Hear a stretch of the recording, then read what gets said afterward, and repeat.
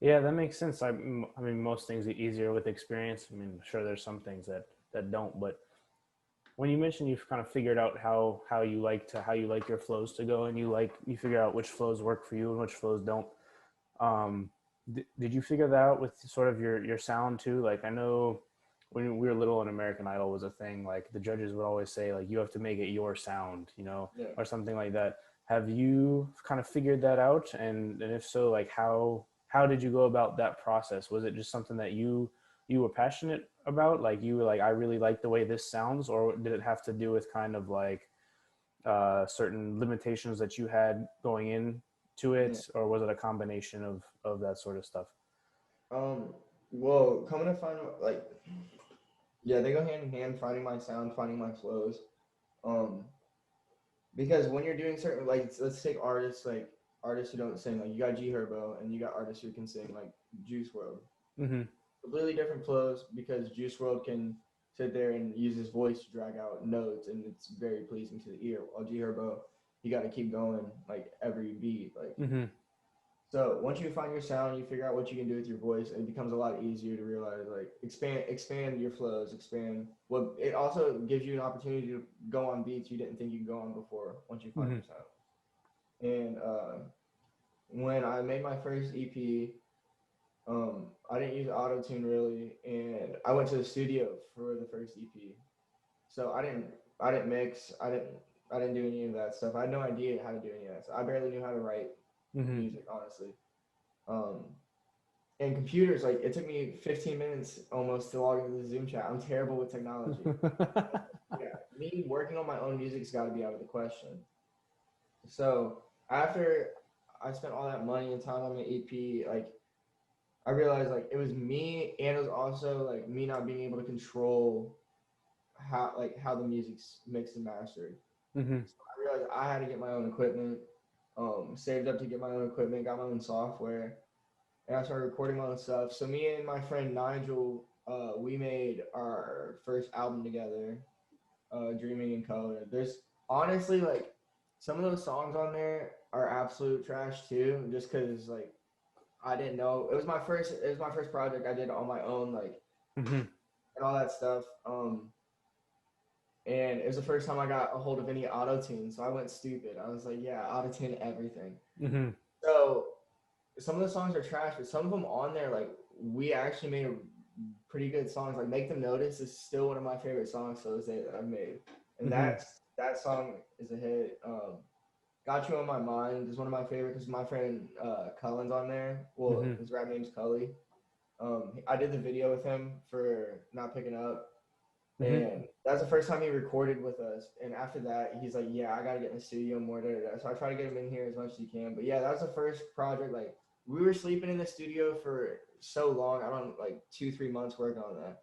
Mm-hmm. Like it, some of the songs are trash, but like it was just fun. Like I found out like what I love doing. Like I love mixing, mastering music a lot more than recording it. Yeah. I love writing too, but recording is my least favorite thing. So for the listeners, people who don't know what you mean by mixing, do you want to kind of describe that? Yeah, so it's like when you write your music, you record it on the mic, and then once it gets onto the computer, you like when I record, I already have auto tune set up along with compression.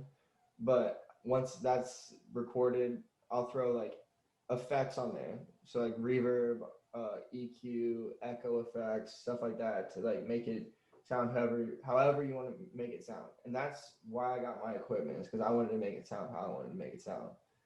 Um, so after that project, I upgraded my programming to Pro Tools, which is like what a lot of the big studios use. Right. I got the same auto tune they use. I still got to upgrade some of the stuff. Like my interface could be bigger. Interface like the thing that connects the mic to the computer Right. for the listeners. Um, but yeah, so once I got Pro Tools, I recorded the song Roll One, and as soon as I recorded that, I was like, oh, this is my sound. Like I forever will think like that song's gonna go platinum because like that's where I can pinpoint like it's time to turn the fuck up on this. Mm-hmm. Like it inspired me as soon as because I recorded it on my old programming. I was like, I can't drop this yet. It's supposed to be on the project with me and Nigel, and I was like, I can't drop it yet. There's something missing. Like the sound's not there.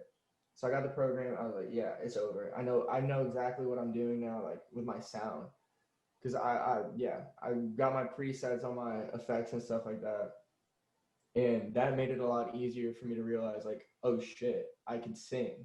Mm-hmm. I can't sing, but I can sing with the auto tune. Mm-hmm. So that expanded my flows a lot more, made it a lot easier to write, which makes it a lot quicker to write. After that, it just became a load of fun, honestly. Like if all of this was free to do, like, bro, I'd have a blast with music, Mm-hmm. absolute blast. But that's the thing, yeah, money wise plus working and stuff. But yeah, so I found my sound with that with the project. What's it called? Here I go. That's what I named it. Here I go. With that, I realized like my mixing and mastering wasn't up to par.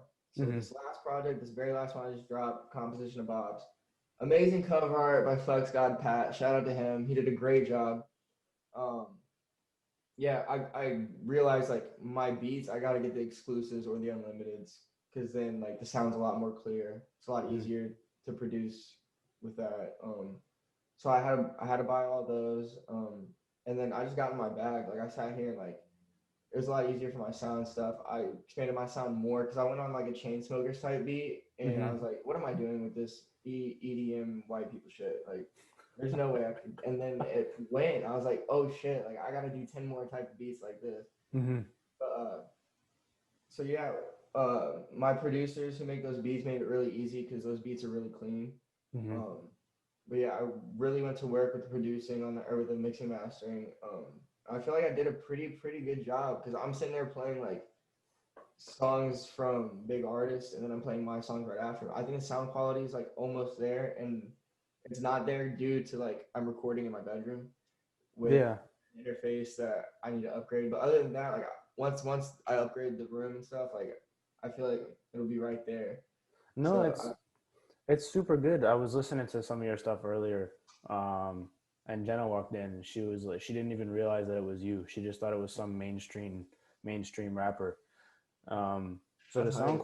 the sound quality is there for sure. Is especially the beats. The beats that you have. The one thing that I've noticed throughout your kind of work is that the beats have always been really good, really clean. Like the producers that you get them from are like they do a really good job. It allows you. It makes it, especially now that you've realized you can kind of go through with your voice and you can hold notes a little bit more and you have some more creativity. It's a super. I can tell at least after talking to you on Saturday that Mhm. you have a lot more flexibility and freedom because you don't have to worry about the beats themselves. You can just get the beat and then kind of do your thing. And I feel like it makes it a lot more fun for you. It's almost like a game, right? You get a beat that you really like and you're like, let me figure out how to make this into a song that I like, and then that's where you have your fun. Yeah, because honestly, that's the thing I like the most. Like I said, mixing and mastering, but the thing I love the most about mixing and mastering is playing with the beat. Mm-hmm. Yeah, I love doing the beat drops and stuff. There are a couple songs where I don't do them on just because the beats are too tough to Mm-hmm. even mess with. But I love chopping up the beat, doing like the little DJ spin effect, and then bringing it Mm-hmm. back up, stuff like Yeah. that.